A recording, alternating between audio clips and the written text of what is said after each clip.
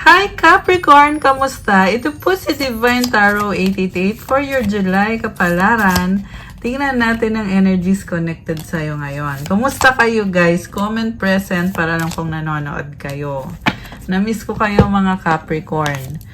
Okay, unang card is strategy. Talaga naman, nagsa-strategize ka at hindi ka nagmamadali kasi talagang pinaplano mo yung buhay mo. At kung ano man tong gusto mong i-pursue ngayon, nakikita ko, you are doing so well. And there is abundance. Action. Ayan, you will be taking action. With the yin-yang card, this is balance of your masculine and feminine energy. Number 22. So, okay. You are strong. Binabalanse mo yung masculine and feminine. Man holding a heart. Oh, this could be you or someone. Tingnan natin. Healer of the ages. Wow. So, si Jesus Christ yan eh. Yung healer of the ages. At meron ding naiinggit dito. Envy, number 20. Alam mo, ang nakikita ko sa'yo, na-enjoy mo yung life mo ngayon. You are living your dream life. The thinking woman. Oh, wow. Angel of balance. Isa pa. You have appreciation. Okay. So, na-enjoy mo yung life mo ngayon eh. Kaso lang meron dito bad vibes na person. Okay. Ano pa? Energies connected ngayon kay Capricorn. So, again, it's like binabalanse mo ngayon eh. Meron ka nitong angel of balance. The house. The lady. Bouquet. Okay, full of abundance itong house and lady na energy. The tree. Good health. The whip. Oh.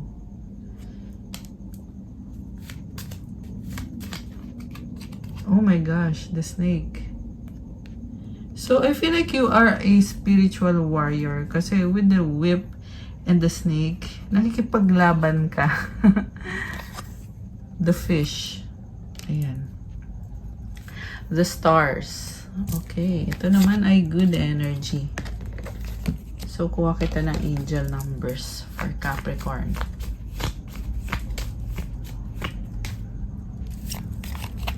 Okay. 13:13 clarity. As the storm passes, the clarity is felt faster than lightning is seen against a dark sky. The divine is reminding you that clarity is readily available. All you have to do is ask. You have weathered the storm and now the sky is clearing.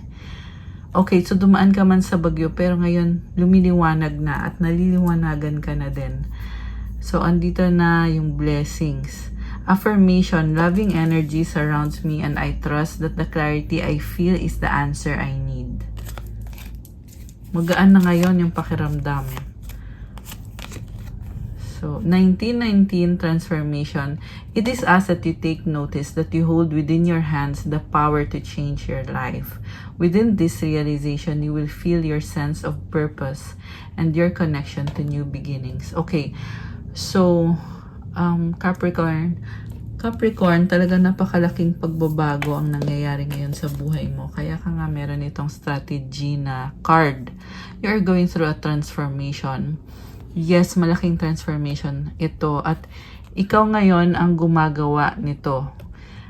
So, kung ano man ang ginagawa mo ngayon, for the next few months, it will determine your success in your life. And nakakatuwa to kasi blessing to para sa'yo. At ikaw mismo yung mag-e-effort dito. At yung nakakatuwa pa dito is hawak mo sa mga kamay mo kung ano yung gusto mong mangyari sa buhay mo. Ibig sabihin, you have nowhere to go but up. Okay? As long as gawin mo kung anong kailangan mong gawin. And ito na yung bagong simula para sa'yo. May kailangan ka ding i-release mga bagay na tapos na, belong na sa past, at kailangan mo nang i-let go, bitawan mo na. So, andyan si God kasama mo, nagbibigay ng lakas sa'yo. Okay. So, tingnan natin from the tarot. Alisin ko muna to, guys. Kukuha tayo ng mga cards from the tarot. Ayan.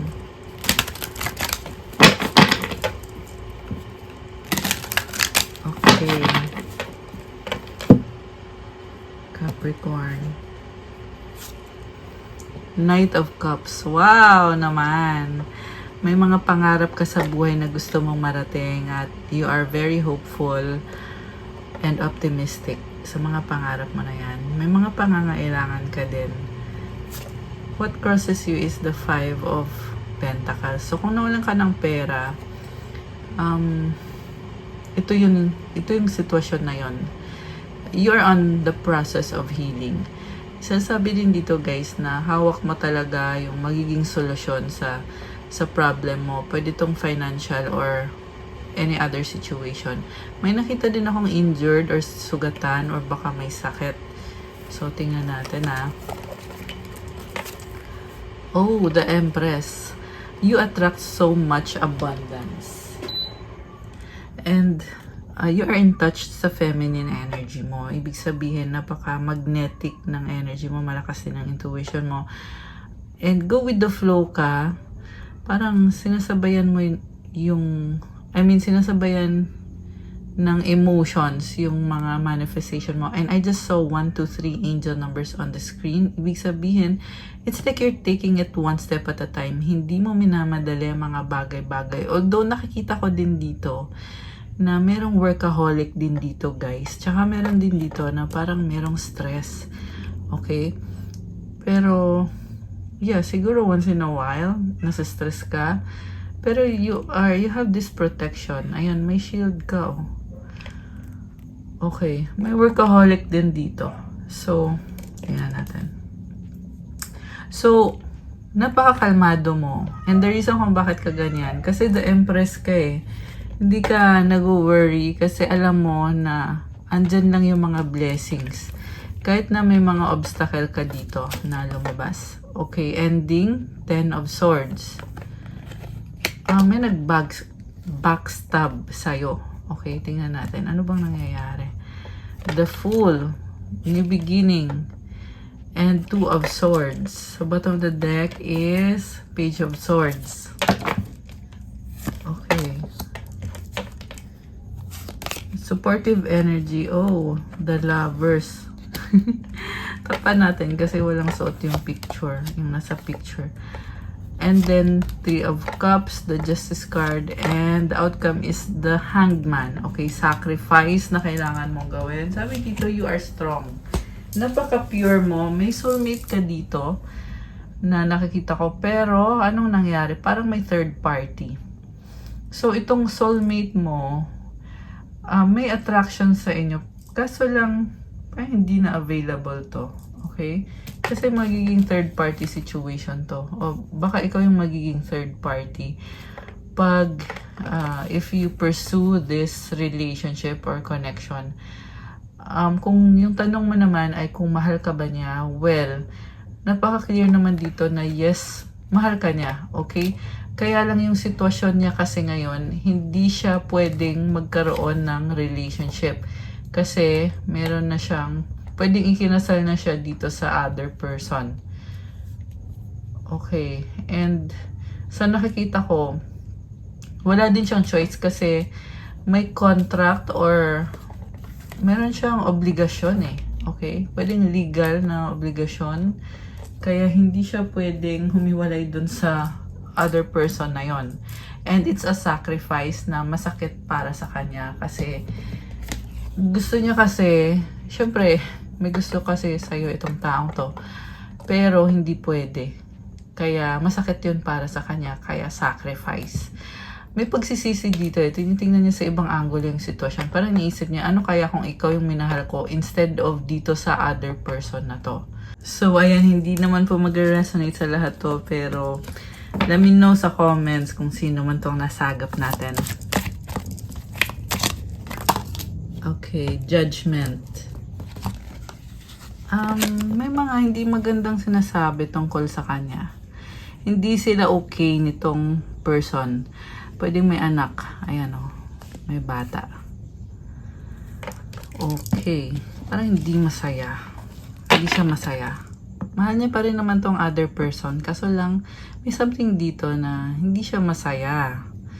Okay. Ginajudge siya, bantay sarado. Yan yung naririnig ko. Bantay sarado siya nitong other person. So, ngayon nakafocus siya sa trabaho, sa finances, career.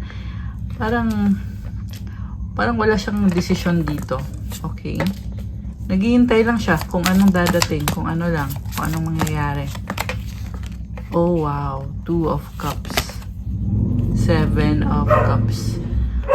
Okay, definitely soulmate connection and very emotional siya tungkol dito sa connection na to. Pero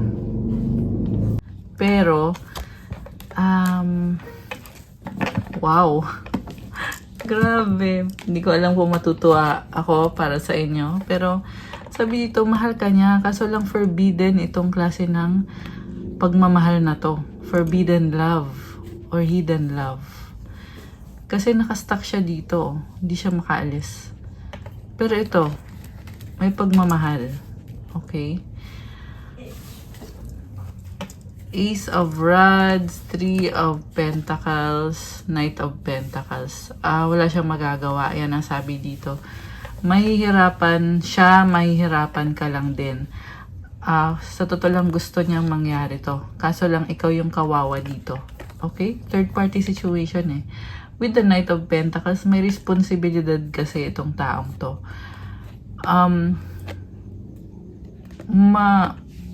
Magiging ano to, magiging burden to para sa'yo. Kasi, yung nakikita ko, hindi niya maibibigay ng buo yung sarili niya sa isang commitment with you. Dahil nga sa other person. Okay? Definitely third party situation to. The Moon. Ace of Pentacles and the 6 of Cups. Mahal ka naman niya eh. Kaso lang, dito, hindi ka magiging masaya dito. 5 of Wands and the Page of Rods. Okay, conflict. Okay, mag-aaway-away. Ayan. Hindi mag-work out to guys. Sabihin na natin kung ipipilit mo ha, ito, kung ipipilit mo, magkakaroon talaga din ng connection sa inyo. Pero, talo ka. Kasi, hindi ka magiging masaya. Kasi, barya lang yung pwede niyang ibigay sa'yo. Katiting lang. Tapos magkaka-conflict pa. Kasi nga, may other person involved. Ayun o, 5 of Cups. The Hierophant. Oh, merong umaayaw dito eh. Ayan. 4 of Cups. I feel like ikaw to. Na kailangan mo kasing tanggapin sa sarili mo na oo, gusto mo to pero hindi to mag-work out. May other person na involved. Alam mo to. Alam mo to na hindi ka magiging masaya. So, kung umaasa ka na baka iiwan niya totally yung other person para sa'yo, well, ang sagot is hindi. Pwede niya iwanan pansamantala, pero hindi niya kayang iwanan ng tuluyan yung other person. So, ayan, kung kanino man to nagre-resonate, let me know. Okay, Capricorn. Ano pa bang paparating? Tingnan natin. Confession, someone has to tell you something.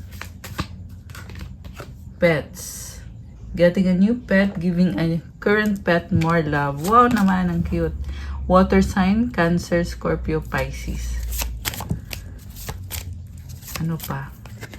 Spy, someone's got their eye on you. You are doing your research. Let go, make room for the new beginning on its way to you now. Manifest, tell the universe exactly what you want. Alam mo, deserve mo ng masayang relationship. Hindi itong narcissist person na to. Someone is too full of themselves. Deserve mo maging masaya. Kaya piliin mo yung tamang desisyon. Six of Swords. You're moving towards calmer water. Sana nga mas piliin mo ang iyong sarili. Okay, make a wish. Tingnan natin ang sagot. Okay? Tingnan natin ang sagot sa wish mo.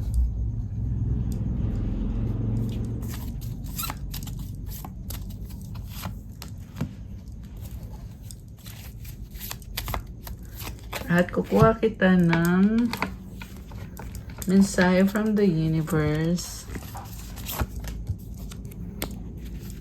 Okay, at kukuha kita ng ano nga yun? Advice.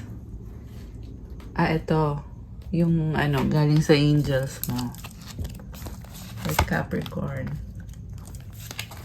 So, ready na ba kayo? Nabuksan natin ang sagot sa wish nyo. Comment ready now. Okay, ito. Ang sagot sa wish mo ay... Oh, it's a yes! Wow! It's a big yes! At kung kailan mangyayari ang wish mo, in the near future. At ang advice para sa'yo, meditation brings answers. Let go. Oh my gosh! So, congratulations sa wish granted na paparating na to in the near future. Kailangan mo mag-meditate. Alam mo, you are powerful, you are strong, you are blessed.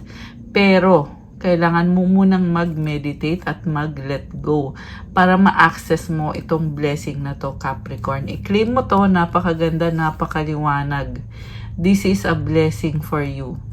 Okay, pero remember to let go kasi pag bumitaw ka, saka makakapasok yung blessings. 555 angel numbers on the screen. It symbolizes change, transformation, blessing para sa'yo. At mag-meditate ka. Pwede mo tong gawin on your own. 30 minutes of deep breathing exercises or guided meditation. Marami sa YouTube. Pwede kayong mag-search ng mga meditation online. So, natutuwa ako para sa inyo, Capricorn. Ayan, congrats. Sobrang happy ako para sa'yo. Okay? Laban lang, di ba? So, from the universe, in every moment, the universe is conspiring to bring me toward right-minded thinking and the energy of love. So, tinutulungan ka ni universe na maging positibo sa pag-iisip mo. Attack, pain, fear, judgment, and any form of separation are merely calls for help. So, kung nagsastruggle ka, especially yung nagkaka-anxiety or stress, lalampas din yung energy na yan. Sabi dito, it's merely a call for help. Ibig sabihin, temporary lang yan. Don't react on it. Hayaan mo lang kung merong attack, kung merong negative na dumadaan sa isip mo, just let it pass. And instead, mag-pray ka, mag-meditate ka. And then, wow, you have inner power. Oh my gosh, the Divine Father. Divine Father, thank you for co-creating my world with me. Wow, guys. Ang ganda. And, last na ba ito? Hindi pa. Spiritual support. Dear angels, I allow you to support me as I grow to become more spiritually aware. Andyan yung mga angels, nakapalibot sila sa'yo. At tumutulong. Palagi yan. Siyempre, kailangan mo din gumawa ng mabuting gawain para magstay sila. Para lagi silang sumama sa'yo. And manifesting miracles, Archangel Orion. Thank you, Orion, for manifesting your miracles in my world. I love it. Ang daming stars. So, i-claim mo na to. Claim your miracles. Comment, I claim my miracles and manifestation. Ayan. Okay, guys. That's all for you, Capricorn, for your July kapalaran. Please like, comment, subscribe, and hit the notification bell. Let me know kung nagustuhan niyo ba yung reading or kung nag-resonate ba ngayon itong reading. And kung kailangan nyo ng gabay, pwede kayong magpa-private reading, one-on-one session po yun through video call. Message me through Viber or WhatsApp. Nasa description box po yung contact details. I-click nyo po dyan. Check out my Instagram. If you want to start your crystals journey, may mga crystal bracelets. Marami at iba-iba po with special prayers, mantras, and rituals. And specific intentions na nakalagay na sa crystal. For those who want to avail the energy cleansing and chakra cleansing healing session, one-on-one session online, message me through Viber or WhatsApp. Thank you, Capricorn! I love you guys! Have a good day until the next reading po. God bless you all. Stay safe and see you again soon. Bye!